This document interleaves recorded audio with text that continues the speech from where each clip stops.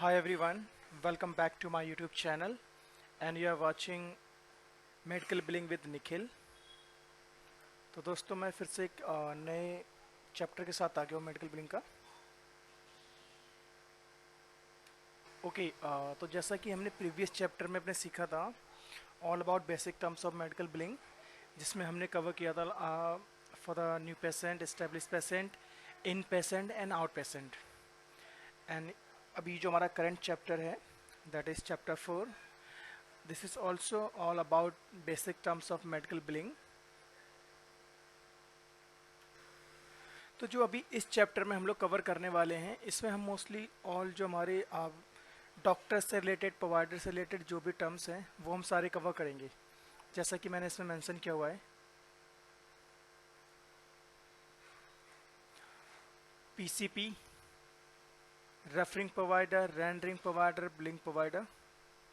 उसके बाद NPI number क्या होता है, देन एनपीपीएस, इस पे हम इसको कैसे यूज कर सकते हैं, एनपीआई कैसे चेक कर सकते हैं, टिन नंबर जो कि टैक्स आईडी होती है प्रोवाइडर की, टैक्सोनॉमी कोड क्या है, पीटेन नंबर क्या होता है, in network provider and out of network provider क्या होता है, W9 फॉर्म क्या होता है जो कि हम प्रोवाइडर के लिए यूज करते हैं। ये सब हम आने वाले चैप्टर्स में कवर करेंगे अभी स्लाइड्स में। तो ये वीडियो थोड़ी लंबी हो सकती है क्योंकि इसमें इतने सारे टर्म्स हैं, क्योंकि हमारे जो बेसिक टर्म्स हैं मेडिकल बिलिंग के, तो ये मुझे जल्दी से जल्दी ख़त्म करने हैं, क्योंकि अगर मैं पार्ट वाइज वीडियो बनाता रहा तो बहुत सारी वीडियो बन जाएंगी। इसलिए हम कैटेगराइज कर रहे हैं इसको पेशेंट वाइज या डॉक्टर वाइज या इंश्योरेंस वाइज, ताकि फिर हम जल्दी से डिनाइल पे आएँ, फिर आप लोगों को डिनाइल समझ में आए। तो चलिए स्टार्ट करते हैं। ओके, सो इस स्लाइड में हम पढ़ेंगे PCP, referring provider, rendering provider and billing provider. So what is PCP? PCP stands for Primary Care Physician. So PCP is considered as a main doctor, a family doctor. जो PCP होता है वो provider का main doctor है, तो family doctor होता है। Actually होता क्या है यूएस में, जब भी कोई पेशेंट इंश्योरेंस परचेस करता है पॉलिसी, तो एज पर प्लान उसको एक पीसीपी असाइन किया जाता है। मीन्स अगर उसे कोई भी प्रॉब्लम होती तो सबसे पहले वो अपने पीसीपी को दिखाएगा। अगर पीसीपी भी उसका ट्रीटमेंट नहीं कर पाता तब वो किसी स्पेशलिस्ट को रेफर करता है उसको। और ये सारे टाइप ऑफ इंश्योरेंस जो हमारे प्लान होते हैं सब में रिक्वायर्ड नहीं होता है, एज पर प्लान वाइज होता है। तो किसी प्लान में पीसीपी रिक्वायर्ड होता है, किसी में नहीं होता है।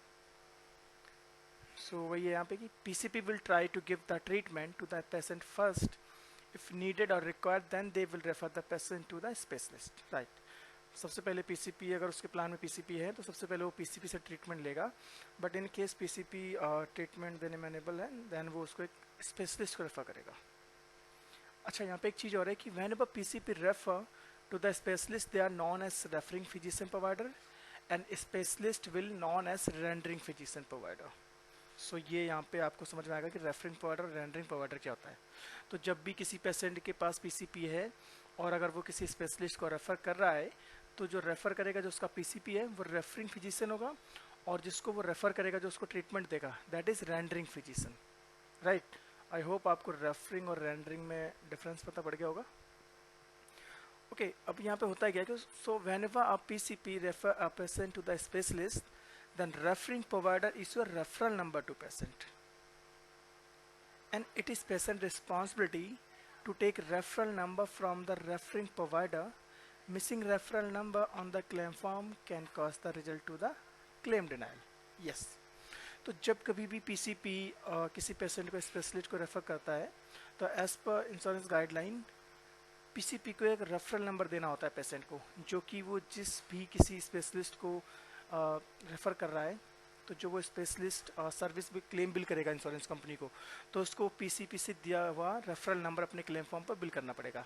अगर इन केस वो रेफरल नंबर बिल नहीं करता है क्लेम फॉर्म पे, तो इंश्योरेंस कंपनी उसको डिनाई कर सकती है for the missing referral number. तो ये भी जब हम डिनाइल के चैप्टर कवर करेंगे तब वहाँ पे अच्छे से डिनाइल हमारा कवर होगा ये।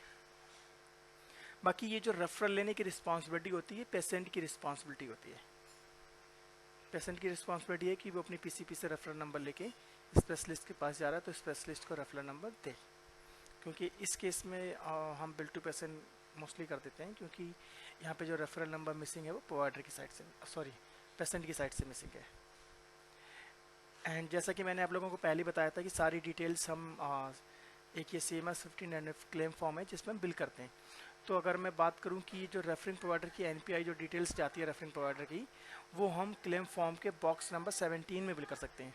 ये क्वेश्चंस आपको इंटरव्यू में आ सकता है, तो आप इसे नोट डाउन कर लें, ये आपको याद रहना चाहिए कि जो रेफरल प्रोवाइडर का रेफरिंग प्रोवाइडर का जो NPI है हम 17B में बिल करते हैं। Okay, so if in practice there are multiple doctors and an individual doctor is giving treatment to the patient, then here billing provider would be practice and rendering provider would be individual provider who has given treatment to the patient. Okay, ये line मैंने आपकी billing provider को identify करने के लिए लिखी है। Actual में होता क्या है कि कोई प्रैक्टिस है, कोई क्लिनिक है, उसमें मल्टीपल डॉक्टर्स हमारे पास, 2 या 2 से अधिक डॉक्टर्स हैं। अब होता क्या है वहाँ पे जब भी कोई प्रोवाइडर इंडिविजुअल सर्विस देता है, तो जब हम क्लेम फॉर्म बिल करते हैं तो उसमें बिलिंग प्रोवाइडर में क्लिनिक की डिटेल जाती है, उस फैसिलिटी की डिटेल्स जाती हैं, और जो रेंटिंग प्रोवाइडर में डिटेल्स जाएंगी वो उस इंडिविजुअल प्रोवाइडर की जिसने पेशेंट को एक्चुअल में ट्रीटमेंट दिया है। तो billing provider means facility details. Next slide पे बढ़ते हैं। So this slide is about NPI number, and NPI stands for National Provider Identifier Number. So जानते हैं कि what is NPI? So NPI number, known as a National Provider Identifier, this is a 10-digit unique identification number issued to each healthcare provider and organization in the United States. Okay, so NPI क्या है? I mean, कोई भी doctor, कोई भी facility, hospital, clinic जो भी USA में है, तो उसको एक NPI इशू किया जाता है US की गवर्नमेंट की साइड से, ताकि वो प्रॉपर जो डॉक्टर्स है उसके आइडेंटिफिकेशन के लिए। सो जो यूनिक NPI नंबर एक यूनिक नंबर होता है। अगर आप इसको NPI नंबर को चेक करेंगे NPPS की वेबसाइट पे, तो वो आपको दिखा देगा कि प्रोवाइडर का नेम क्या है, फैसिलिटी क्या है, एड्रेस क्या है, सारी डिटेल्स इसकी आपको NPPS की वेबसाइट पे मिल जाएगी। सो बेसिकली ये NPI प्रोवाइडर को आइडेंटिफाई करने के लिए नंबर होता है, जिससे हम क्लेम फॉर्म पे भी बिल करते हैं। थोड़ा समझते हैं कि NPI एक्चुअल में वर्क कैसे करता है, होता क्या है। So mean to improve the efficiency of electronic health records, and NPIs were introduced in 1996 as part of the Health Insurance Portability and Accountability Act, which is HIPAA. And NPIs are used by the Center for Medicare and Medicaid Services, which is CMS, and all healthcare plans and healthcare clearinghouses to process payments, claim and financial and administrative transactions. Once a provider receives their NPI, it cannot be changed and remains with them regardless of their position or where they live or work. तो इसमें कुछ चीज़ में important चीज़ें बता देता हूँ कि ये जो NPI यूज किया जाता है, ये इसकी हमारी एफिशिएंसी इंप्रूव, और जो इलेक्ट्रॉनिक हेल्थ रिकॉर्ड हम मेंटेन करते हैं, जो ये पूरा क्लेम बिलिंग प्रोसेस है, इसको मेंटेन करने के लिए है, इसकी एफिशिएंसी इंप्रूव करने के लिए। एंड अगर जो आप बात करें कि NPI आया कब था, कब ये इंट्रोड्यूस हुआ था, तो 1996 में US ने एक लॉ पास किया था, दैट इज़ HIPAA एक्ट। तो उसी के अंतर्गत ये आया था NPI, तब से ये है। और अगर मैं बात करूँ कि NPI कैसे यूज होता है, तो इसे CMS कवर करता है, और जो भी हमारे हेल्थ केयर प्लान्स हैं, जो भी हम क्लियरिंग हाउस बिल करते हैं, clearing house system claims bill करते हैं, उन सब में हमें ये यूज़ करना पड़ता है। NPI डिटेल्स हमारी रिक्वायर्ड होती है, जहाँ पे हमें फिल करनी पड़ती है। और एक्चुअल में NPI होता क्या है, NPI अगर हमने किसी डॉक्टर को एक बार वहाँ की गवर्नमेंट ने दे दिया, तो फिर वो कभी भी चेंज नहीं होता, सेम ही रहता है जब तक वो सर्विस देगा या कहीं भी वर्क करता है। तो सिंपली अगर किसी प्रोवाइडर को एक बार उसका रेंडरिंग NPI इशू हो गया, तो वो उसका परमानेंटली रहेगा, वो कभी चेंज नहीं होता है। नेक्स्ट स्लाइड पे बढ़ते हैं। तो अभी ये भी NPI के रिगार्डिंग ही है। तो अभी हम इसमें समझेंगे कि हमने अभी समझा कि NPI है क्या, बट इसमें हम जानेंगे कि types of NPI। Yes right. तो यहाँ पे हम 2 टाइप के NPI देख रहे हैं। Type 1 NPI are known as individual NPI and type 2 NPI are known as group NPI. Right, होता क्या है कि मान लो क्लिनिक है और उसमें 4 डॉक्टर्स हैं, तो उन 4 डॉक्टर्स का एक इंडिविजुअल एनपीआई होगा, जो जब उन्होंने रजिस्टर कराया होगा तो उनका वो पर्टिकुलर एनपीआई है, और वो जिस क्लिनिक में काम कर रहे हैं उस क्लिनिक का एक अपना ग्रुप एनपीआई होगा। तो ये डिफरेंस है हमारा इंडिविजुअल और ग्रुप एनपीआई में। अब यहाँ पर थोड़ा एग्जाम्पल के साथ समझते हैं कि what is the difference between a group NPI and an individual NPI. So individual NPI are obtained by all providers rendering services to patients. Rendering NPI is unique to them and will stay with them for their career regardless of what agency they are employed with. That means कि भाई जो हमारे जो like individual NPI है, वो जो हमारे doctors होते हैं, जैसा कि मैंने आपको बताया वन टाइम वो से जब फर्स्ट टाइम रजिस्टर करवाते हैं अपनी डॉक्टरी को, तब वो उनको इशू होता है, और वो जब तक काम करेंगे किसी भी क्लिनिक में या किसी भी ग्रुप में जाके किसी भी हॉस्पिटल में जाके जॉब करते हैं, तब वो वहाँ पे उनको एक ग्रुप एनपीआई भी होता है जब वो क्लेम बिल करते हैं। सो इंडिविजुअल एनपीआई मीन्स उसका खुद का इंडिविजुअल एनपीआई होता है। अगर हम ग्रुप एनपीआई की बात करें, so group NPI are obtained for all agency clinic hospital with a tax ID. Means कि जो ग्रुप एनपीआई है वो जब भी कोई ग्रुप क्लिनिक बनता है या फिर कोई हॉस्पिटल है तो उसके लिए रजिस्टर करवाया जाता है। सो दैट मीन्स कि जब भी कोई इंडिविजुअल प्रोवाइडर उस ग्रुप के साथ काम कर रहा है तो जब भी क्लेम फाइल होगा तो वहाँ पे बिलिंग एनपीआई और रेंडरिंग एनपीआई जाएगी। Individual NPI need to be linked to the group NPI for the providers credentialing to be accurate and for billing to process correctly. Linking providers to group contracts is a vital part of the credentialing process. Yes. So actually में होता क्या है कि भाई मैं doctor हूँ, मेरा खुद का NPI है, मैं किसी हॉस्पिटल में जॉब करने गया, तो अब होता क्या है कि जब हम एक क्रेडेंसलिंग प्रोसेस होता है, तो जो इंडिविजुअल प्रोवाइडर की जो एनपीआई है, अगर हम उसको ग्रुप एनपीआई से लिंक नहीं करवाएंगे थ्रू द क्रेडेंसलिंग प्रोसेस, तो अगर हमने क्लेम फॉर्म बिल कर दिया without linking to the group NPI, तो वो क्लेम डिनाई हो जाएगा, क्योंकि इंश्योरेंस के रिकॉर्ड में है ही नहीं कि ये प्रोवाइडर इस ग्रुप में काम करता है। तो कोई भी क्लेम रेंटिंग प्रोवाइडर का क्लेम बिल करने से पहले ये इंश्योर जरूर करना है कि वो रेंटिंग प्रोवाइडर एनपीआई जिस ग्रुप में हम बिल कर रहे हैं क्लेम, उसके साथ लिंक हो। अब आप यहाँ पे ये देख सकते हैं CMS 59 फॉर्म का स्नैप्ड है। तो अगर मैं बात करूँ कि रेंडरिंग प्रोवाइडर की डिटेल्स कहाँ जाती है, तो रेंडरिंग प्रोवाइडर की डिटेल्स हम बॉक्स नंबर 24J में बिल करते हैं। And if you talk about billing provider, तो इसकी डिटेल्स हम बॉक्स नंबर 33A में बिल करते हैं। ये आपको लोअर साइड में दिखेगा, अगर आप CMS 59 फॉर्म आपके पास है, आप चेक करते हैं डेली बेसिस पे तो क्लेम करते हुए। एंड अगर मैं 24J की बात करूँ तो यहाँ पे जो हमारी CPTDX की डिटेल्स आती है इसके बराबर में आता है। ओके, अभी हम यहाँ पे एक सिनेरियो और समझते हैं। लाइक जैसे कि मैंने बताया ग्रुप एनपीआई है तो वो बिलिंग प्रोवाइडर के उसमें जाएगा, और जो इंडिविजुअल डॉक्टर हैं वो रेंटिंग प्रोवाइडर में आएंगे। बट यहाँ पे होता क्या है कि in some cases the rendering provider NPI and billing provider NPI is the same if the rendering provider has a solo practice without other providers. Okay, suppose मैं डॉक्टर हूँ और मैंने खुद का क्लिनिक खोल रखा है, मेरे साथ कोई और डॉक्टर काम नहीं करता है, I am a solo practitioner, ठीक है।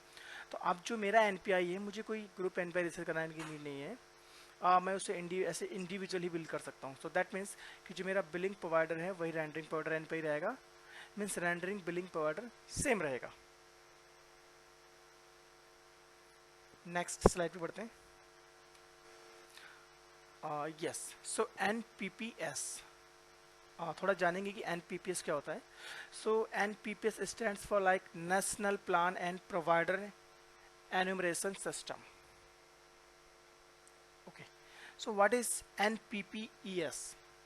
So CMS developed this NPPS to assign NPI to healthcare providers.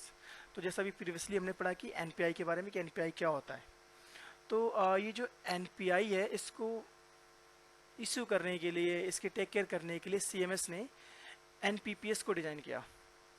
तो NPPS की रिस्पॉन्सिबिलिटी होती है कि NPI असाइंड करना, और जो भी इसके अंदर में जो भी टर्म्स होते हैं उनको टेक केयर करना। एंड एनपीपीएस वेबसाइट का हम यूज ये भी कर सकते हैं कि भाई कोई भी एनपीआई नंबर अगर हमें चेक करना है कि वो एक्टिव है, डीएक्टिवेट हो गया है, प्रोवाइडर का नेम क्या है, इस टाइप्स की detail you can see. So हम इसके लिए हमें सिंपली करना क्या है, आप N P P S N P I lookup Google पर डालेंगे तो आपको ये वेबसाइट खुल के आ जाएगी। तो आपके पास दो चीज़ें हैं, यदि आपके पास एन पी आई नंबर है तो आप एन पी आई नंबर ये यहाँ पे डाल सकते हो येलो हाईलाइटेड में, या फिर अगर आपके पास एन पी आई नंबर नहीं है, आपके पास जस्ट प्रोवाइडर का नेम है, तो आप प्रोवाइडर का फर्स्ट नेम और लास्ट नेम यहाँ पे डालेंगे। और अगर आपके पास स्टेट या सिटी डिटेल्स है तो आप उसके अकॉर्डिंगली यहाँ पे डाल सकते हैं। और अगर आप सर्च करेंगे तो इस टाइप्स की डिटेल्स यहाँ पे खुलेगी। तो ये जो डिटेल्स मैंने निकाली है, सिंपली मैंने डेविड लिख दिया था, तो डेविड नाम से जितने भी प्रोवाइडर थे सबकी डिटेल्स यहाँ पे आ गई थी। तो मैंने एक एग्जांपल के लिए आपको यहाँ पे लगा के दिखाया है कि डॉक्टर डेविड अमोडोड MD, gender male, NPI number, last updated certification date, NPI number क्या है उसका, एनपीआई टाइप कैसा है, NPI 1 you can see individual, जो कि मैंने टाइप 1 बताया था इंडिविजुअल होता है, और स्टेटस अभी वो एक्टिव है, उसका मेलिंग एड्रेस। और आप इसको स्क्रॉल डाउन करोगे तो बहुत सारी डिटेल्स इसके आपको नीचे मिलेंगे, टैक्सोनॉमी कोड क्या क्या है। तो एनपीपीएस वेबसाइट हमारी बहुत यूजफुल होती है। चलिए नेक्स्ट स्लाइड पे बढ़ते हैं। ओके, सो अब बात करते हैं tin number. What is tin number, the tax ID. So tin means tax payer identification number. So tax ID होती क्या है? So this is a unique 9-digit identification number, and taxpayer identification number is an identifying number used for tax purposes in the United States. This is also used to identify a provider, means doctor. So basically जो हमारा tax ID होता है, जो tax number है, ये 9 digit का होता है। एंड ये यूजुअली टैक्स पे करने के लिए होता है, टैक्स आइडेंटिफिकेशन के लिए होता है वहाँ के सिटीजन्स के लिए। बट यहाँ पे क्या है, टैक्स आईडी जो भी बिजनेस करता है उसके लिए है, एंड डॉक्टर्स आइडेंटिफाई के लिए भी होता है। सो ये भी एक यूनिक नंबर है जो कि डॉक्टर वाइज होता है। And where is the tax ID on claims? So we bill tax ID number in box number 25 in the CMS 1500 form. You can see the picture, federal tax ID number ये लिखा है 25 box number पे, ये CMS 1500 form का snapped है। अभी ये जो मैं आपको पॉइंट अभी सेम टाइम पे बता दे रहा हूँ, क्योंकि जो ऑलरेडी मेडिकल बिल्डिंग में काम कर रहे हैं तो उनके लिए थोड़ा ये रिवाइज हो जाएगा। बाकी अगर आप ऐसे फ्रेशर देख रहे हो इस वीडियो को, तो मैं अभी आगे पूरा CMS 1500 फॉर्म को एक्सप्लेन करूँगा, तो इस चैप्टर में आप सारा वो सीख सकते हो। चलिए नेक्स्ट स्लाइड पे बढ़ते हैं। अब ये यहाँ पे आ गया है taxonomy code. So what is taxonomy code? So actual में it is a unique 10 character number that describes your provider type, classification or specialization. You need this to apply for an NPI. Yes. So सबसे पहले समझते हैं कि taxonomy code है क्या। सो taxonomy code एक 10 character का यूनिक नंबर होता है।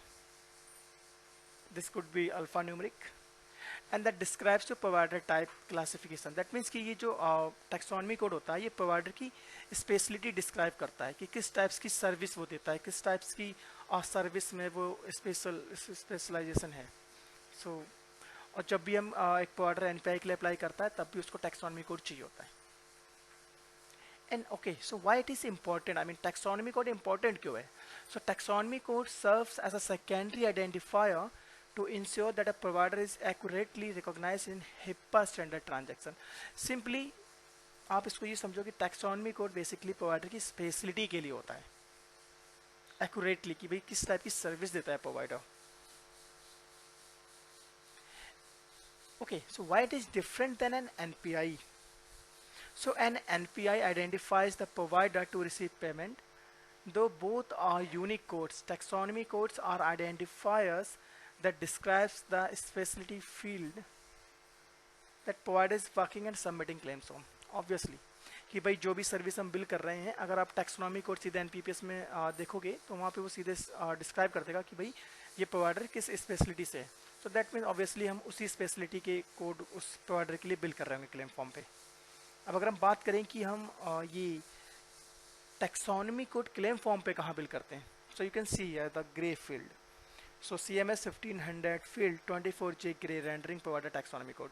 सो जो रेंडरिंग प्रोवाइडर का टैक्सोनॉमी कोड होता है वो 24J बॉक्स नंबर में बिल करते हैं। This is J and this is all about 24 box number. ये बड़ा सा जो दिख रहा है आपको, इसमें बहुत सारी डिटेल्स फिल होती हैं, ये हम आगे कवर करेंगे जब CMS 15 फॉर्म का चैप्टर कवर करेंगे। सो नेक्स्ट स्लाइड पे बढ़ते हैं। ओके, सब जानते हैं what is P10, P10 number. So P10 stands for provider transaction access number.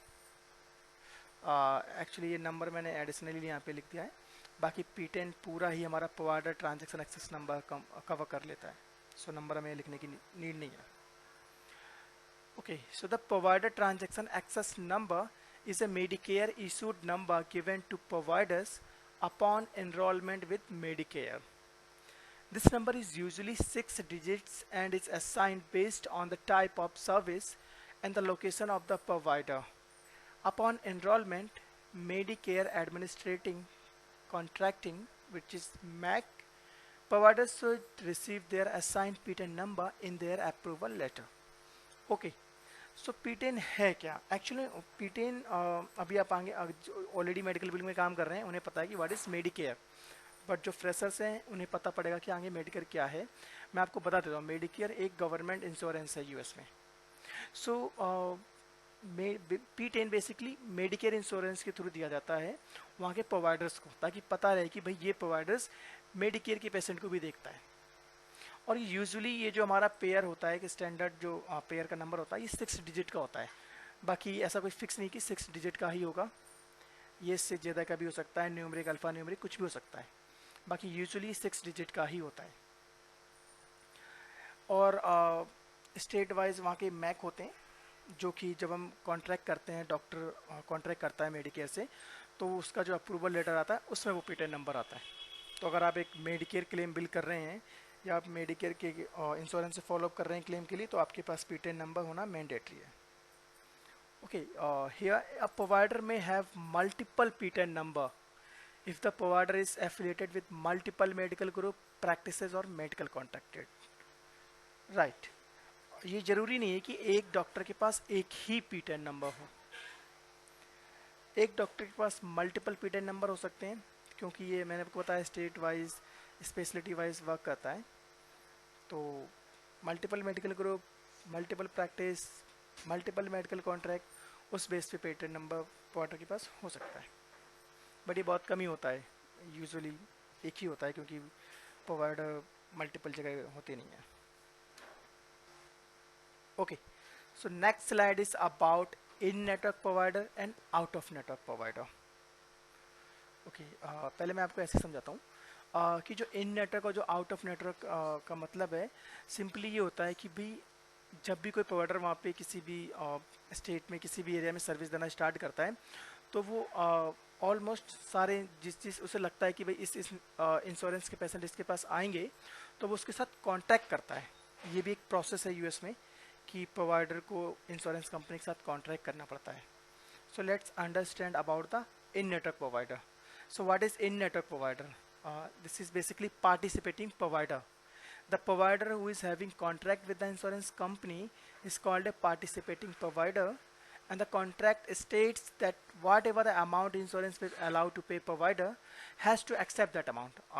Basically कोई भी पेशेंट उस इंश्योरेंस का पेशेंट डॉक्टर के पास जाए, और इससे क्या होता है, डॉक्टर को भी पता रहता है कि इंश्योरेंस कंपनी क्या पेमेंट करेगी। इनकी कुछ कॉन्ट्रैक्ट होते हैं जो आपस में दोनों डिस्कस कर लेते हैं उसके पेशेंट को सर्विस देने से पहले।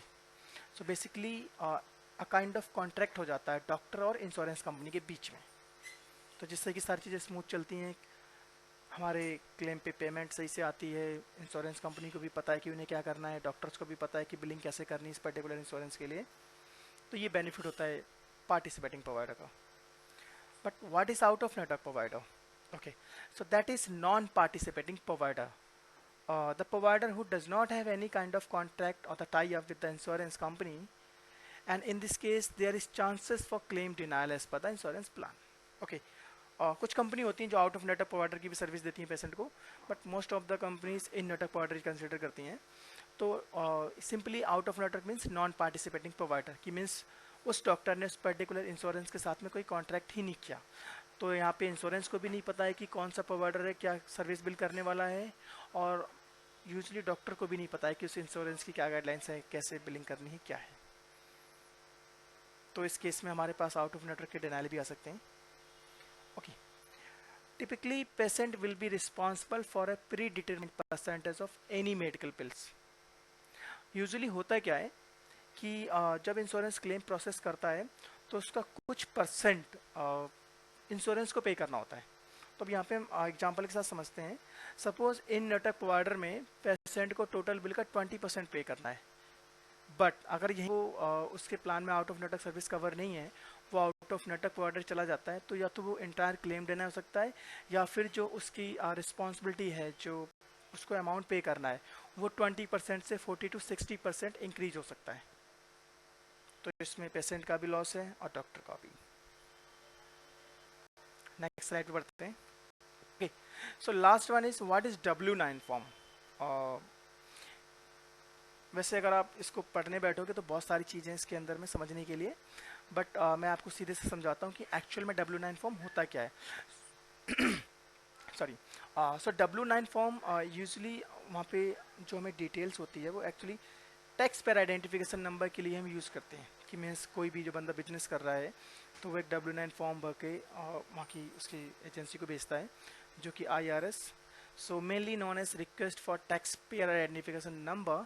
And the W9 form is one of the forms issued by the US government agency, which is Internal Revenue Service, IRS in short, which is responsible for the collection of taxes and enforcement of tax law. कि भाई tax के जितने भी कानून हैं, laws हैं, और tax का क्या चल रहा है, वो सारी ये टेक केयर करती है. And the sole purpose of the W9 form is to furnish all details to the IRS about the individuals who carried out work for the company and how much the company paid them. Simply भाई कोई भी business चल रहा है उसकी सारी details IRS के पास होनी चाहिए.